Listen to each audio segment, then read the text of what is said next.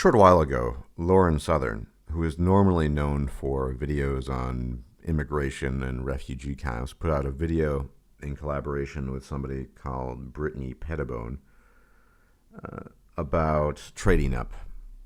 In a general sense, people and relationships trading up. Now, we all know that trading up is really just a euphemism in this case, or perhaps not a euphemism for hypergamy, and men are not hypergamous, despite claims to the contrary by many people.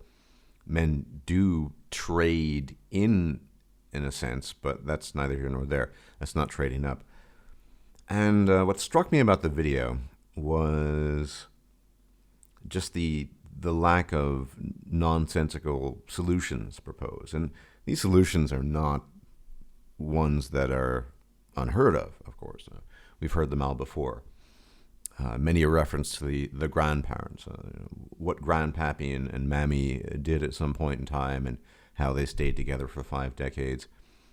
And on that particular point, I want to cover a number of points here. At that particular point, it needs to be said that when one looks back at previous decades and relationships, then it needs to be borne in mind that the grandparents were as much products of their environment as the modern human is, the modern man and woman.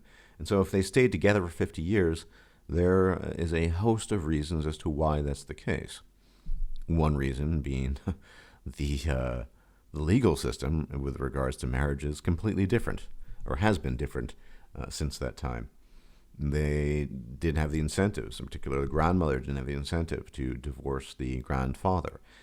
And perhaps most importantly, the mores of the time were, of course, different. Now, the mores of the time, by that I mean the perception of the world as reflected by the environment. The environment is always the determining factor for human behavior. Now, obviously, this is not a sort of nurture-nature argument, but rather human behavior, psychology, physical aspects of human nature, these are all determined by an innate biology that works in concert, or in some cases against, an environment that can be conducive to certain things or can be detrimental. And this is why somewhat tired tales of the past, of grandparents did X, Y, Z, they don't hold a lot of water, because all of these people in previous times were products of a different environment. And had these people lived in the same time as we do, then indubitably, I think, there would be many more divorces. People's attitudes would change. And this entire video that Lauren Southern made in conjunction with Pettibone was just filled with these sort of nicisms and these well-wishing anecdotes. That's not going to help anything. Now, everyone who's familiar with me knows my position. I don't deal with women to the extent that I don't have to. I don't engage in relationships with them, and I have no interest in that. And I am, by default, MGTOW, despite comments and claims to the contrary. Nonetheless, I recognize that the vast majority of people, both men and women, are going to want to pursue relationships and want to replicate their DNA. It's a drive. Now, I've never regarded DNA replication as something remarkable in contrast to many people, because every organism does it. But certainly most people want to do that. And people often talk about a fix or a solution to these problems. Now, I wouldn't use that term. I would use a workaround, because that the oft repeated, now it's become a meme, there are no solutions, only trade-offs. Well, that's very true when it comes to human interaction, and in particular, human relationships.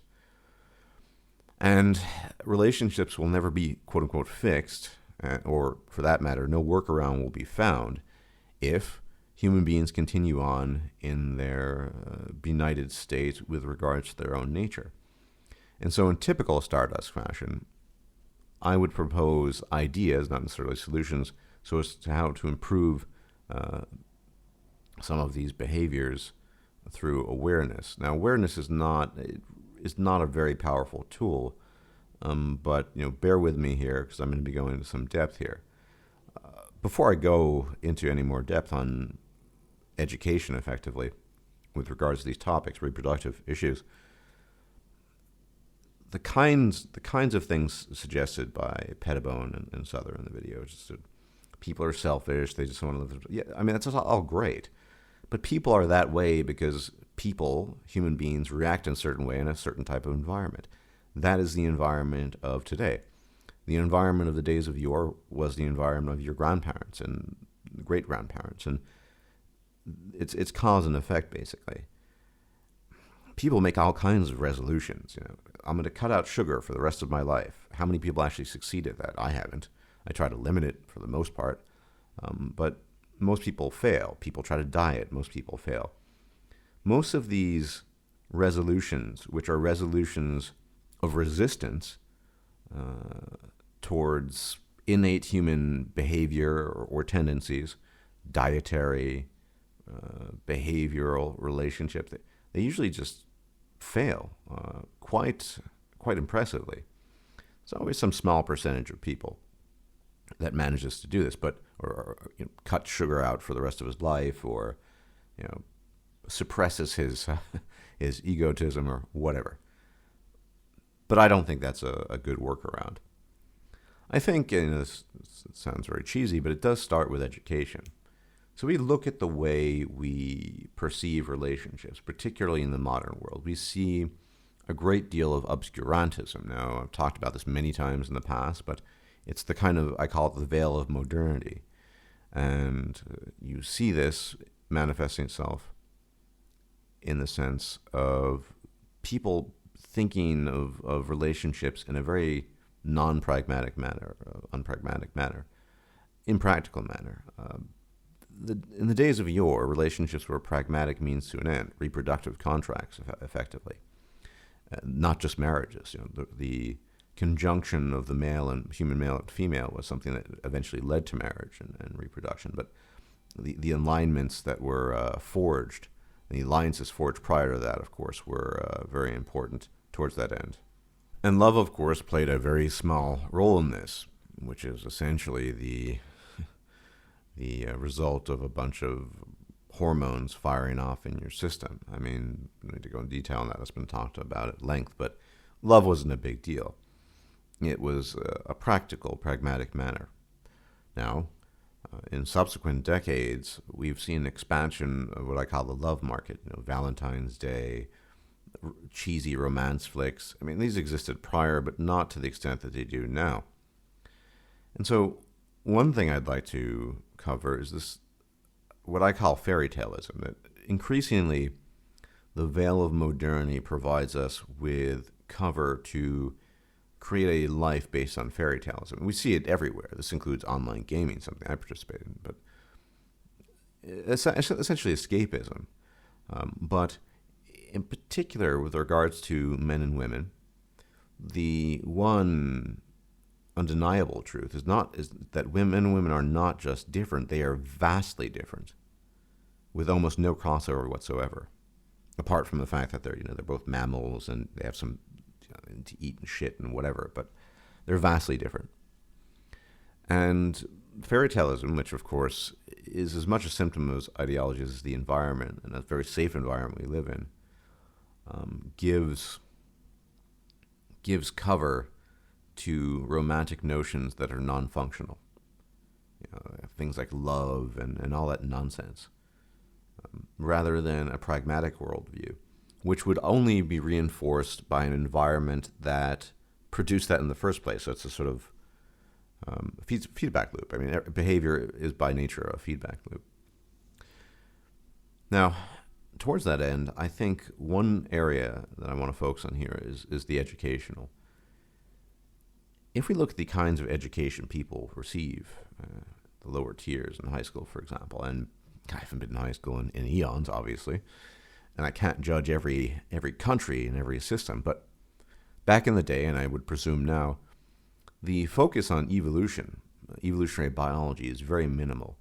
What one typically learns in high school is stuff along the lines of, you learn about mitochondria, photosynthesis, maybe microbes, bacteria, things of this nature. It doesn't hold a lot of interest to people.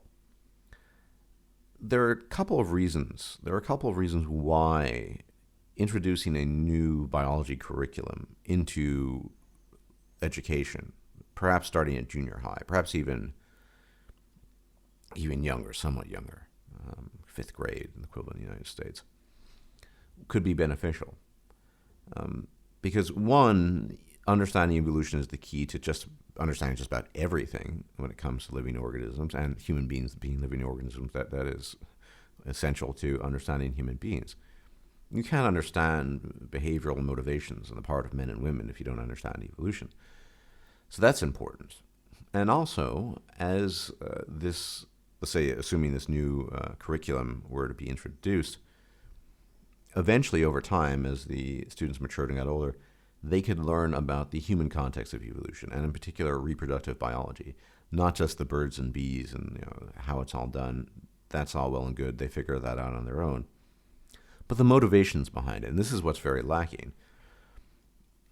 I think neither men nor women on average, and which really constitutes the majority of people, understand their reproductive motivations, which is why the types of resolutions and observations offered by Pettibone and Southern are effectively useless. People they want to fuck, and they don't readily associate their desire to fuck, for example, particularly when they're young and horny, with the distal cause of reproduction. It seems so far removed. In fact, some people outright deny the distal cause of reproduction outright because they can't, for the life of them, understand why that would be the case, because it's so far removed. Now, entering the education system, this new education system where you have a strong emphasis on evolutionary theory, evolutionary biology, and a very strong focus on the vast differences between the sexes, this would be key, because many of the problems that have arisen in recent times, there are many reasons for this. There's the legal system, there's modernity itself, but a lot of it is just born of ignorance. Women barely understand their own motivations. Most women engage in the 80-20 rule, right? But they're not consciously aware of that. Many a Nawalt claim made by a woman, when in fact she's not a Nawalt, would be a claim made by such an unaware woman. Then you have men who don't understand their own reproductive drives and the interaction between the sexes. I'd argue that's even more common. And how do they become red-pilled? Well, it takes years oftentimes. Well, increasingly, the younger generation has become red-pilled on these matters. But it's not done as part of formal education. And here's the thing. This is why I've always placed reproductive behavior and the differences between the sexes in a sense of a hierarchy as the most important, the uppermost portion of this hierarchy, this chain of human understanding.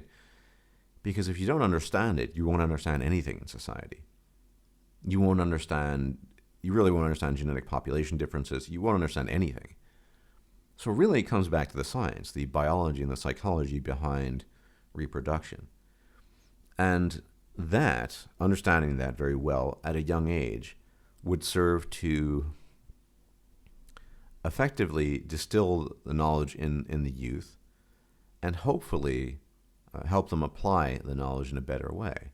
Now, this is not a surefire method. Knowledge is not a conduit to surefire solutions, if solutions exist at all, of course. And it's not a conduit to even being successful in one's endeavors. But it would arm the youth, both males and females, with a greater knowledge of themselves, as opposed to the fairy taleism that rules us in the current year, in the current age. Tales of romance and love and all this nonsense. And that's not going away for simple reasons of marketing. People make money off of it. You make money, show her how much you care for her, then you buy the $9,000 ring, whatever. That's just marketing. But for people to be able to see past that is very important. It's vital, in fact. And in grasping these many things, one will eventually come to the conclusion, which I think is 100% certain by now, that the environment really is the determining factor in these things. I mean, even if you want to grant, as many alt-righters do, think it's all the Jews. So the Jews ruined relationships, apparently across the globe too, in Indonesia and South Korea. The only reason why, or the Marxists, I guess for many they're synonymous, the Marxists were able to do this was because the environment entered into a stage where it was appropriate for them to even think of these things. I've made this point many times, but you don't see Marxism, cultural Marxism, in the High Middle Ages for a wide variety of reasons. So understanding the environment is key. And it should also be important to note in this context that there's no way solutions of old are going to work in the current year. For obvious reasons. They were solutions of old. We can reminisce about the past. We can lament the loss of tradition. However, that's not going to help us in the grand scheme of things, because at the moment, the grand scheme of things entails 2017, modern, not just Western culture, but the global culture of me phones and me pads and all this stuff, not so smart pads, weird beverages that people obsess over, fake book, Twitter, all of these things. So a strategy, and one thing, this is something that Coltane brought up in a recent video, that technology essentially needs to be tailor-made to human beings in order for them to make use of it. That's why he poo-pooed my idea rather viciously of a pill that would take care of all your nutritional needs and satiate you sufficiently. Well, I would take that pill, but many people wouldn't, I guess. But workarounds for this need to be tailored around human needs. Now, the only thing I can think of really that could possibly help is this early education in evolutionary theory and understanding the human animal. And a very sort of dry, sobering education that does away with all this fairy taleism, love and soulmates and all of this nonsense. Every person I know that has a quote-unquote workable marriage, whatever you want to call that, approaches it from a pragmatic perspective. They don't talk about love. They view their partners, their female partners in particular, as business partners in a reproductive contract. I mean, they help each other out. That's the nature of a business partnership. But they don't talk about love and any crap like that, because they understand that love has nothing to do with reproduction. And I mean, to the extent that it exists, it is a very temporal, transient hormonal state. I suppose one could appreciate one's business partner, but the few marriages that seem to work are ones that take a very pragmatic view of things rather than a sort of romantic whatever view. Now, of course, in receiving this education, there would be a lot of horrifying things. Horrifying. They're not horrifying. They're just human nature. For example, that both men and women are superficial. We're taught to be accepting, and we're taught that we shouldn't be superficial, but we are. Men like a certain waist to hip ratio. Women like power and status in men. I mean, it's just the way the world is. We're not going to change that. And the sooner we get to that truth, and the sooner this becomes a well-known fact, and we get rid of all this love nonsense and romance nonsense, and men and women start treating each other as assets to be used mutually for the purposes of reproduction, rather than any sort of special bond they might share, which they don't. I think we're going to be on a better path. And in many ways, this was the view in the days of yore. I mean, couples tolerated each other, but they didn't, as a rule, they didn't really love each other. And of course, there'll be some anecdote, I imagine, the comments are, well, my grandpappy and mammy loved you. Okay. But once again, to the extent that was love, it was a love born of certain environmental conditions and circumstances that are no longer extant. And so this is why we really need to move past reminiscing the past and lamenting tradition and trying to work on quote-unquote solutions, or better put, workarounds in the modern era. Because it seems obvious to me at this stage that those solutions won't work. It's a bit like offering a solution, a horseback solution, to a business problem in an age of airplanes and super fast trains. That's not a workable solution. It's not even a workaround. It's just bad. It's not going to work. And so I think the biggest challenge here is to demystify people of their cherished beliefs. People don't like this. People don't like this about me, that I reduce human beings just to these little basic parts. We're just animals. Yeah, we're just animals. The alt-right don't like that, because the alt-right likes to, I guess, esteem humanity far more than it deserves to be. But as a general rule, that's one thing I think the alt-right has in common with mainstream people. Although they take the fallen view more commonly, but they see something special in that. Despite that, I don't see humans as special.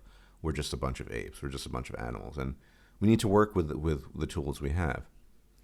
Demystifying people of that, not getting rid of that, would be a very difficult thing. But just as we've seen with the left-wing Marxist indoctrination, I'm not saying to offer propaganda, rather truth, we can educate young people in a way such that they come to accept these things, perhaps grudgingly, but nonetheless accept them, and their view of the world will be very different. Things won't shock them anymore, and their relationships will be based on calculus and reason, at least partly, far more so than is currently, than some of the lovey-dovey romance nonsense and ideals and all this crap that really needs to be defenestrated as soon as possible. Because if people, both men and women alike, want to quote-unquote save relationships and marriage, they're not going to be able to do it by conventional means, and they're not going to be able to do it by claiming the reasons why they're involved, their love, and what have you. No, a pragmatic approach needs to be taken, I think. And I really do think that the biggest impact that could be had, and how likely this is to be implemented is, well, very unlikely, is a complete revamping of the education of biology in particular in the scholastic system, which is to say, study in great depth evolution, and in particular human evolution. And I think people would be able to relate to this more too. I mean, it's one thing to talk about photosynthesis or microbes. It's a very vague, abstract thing. On the other hand, talking about human beings, people are able to relate to that. You might have young teenagers saying, oh, that's why I'm doing this. Young people tend to be more curious about the world than older people. Now, how or what degree that would actually solve the problem? There are other problems, fix it or offer a workaround. That is really questionable, because even granting these things, as we know, diets fail, the renunciation of sugar fails. Even in a world where people had nigh perfect knowledge of human reproductive behavior, if we still had the lopsided legal system, it's unlikely that would be too helpful. It would help, but it wouldn't help perhaps enough. But then again, if we had a robust knowledge of human reproductive behavior, both for men and women, then we might not even have this legal system. So we would know that women would take advantage of it and abuse it in ways that clearly men don't, based on the statistics. And we wouldn't want to offer men that disadvantage in a fair and reasonable business contract, i.e. marriage. Anyway, I thought that video needed to be addressed just because it was so anecdotal. It was so filled with fairy talism. We need to sort of get our act together somehow. That's not going to work. We need to observe that the environment has changed and shifted. We no longer live 100 years ago. And as a consequence, people's perceptions and interactions have changed as well. And we need to begin to understand human nature. And the only way we can do that is by really focusing on evolution and acknowledging the vast, huge differences between men and women, and getting rid of all this fairy tale, lovey-dovey nonsense. Men and women have a relationship of mutual exploitation. Men's interest in women is primarily psychological, or their dependency, and women's dependency on men tends to be much more material. But nonetheless, these dependencies feed into each other. And most people are going to have interest in relationships because that's what they're biologically driven to have an interest in. So it would behoove everybody to take an interest in the mechanisms behind it and acknowledge that we're not going back to any past time to try to fix things in the modern era. Some new workaround needs to be offered, and these are my ideas. Anyway, thanks for tuning in. I will check you out later, presumably, if I'm still alive. Bye-bye. If you liked this video, please like, share, and subscribe. And if you enjoy my content, please consider making a donation or becoming a patron. Thanks for watching.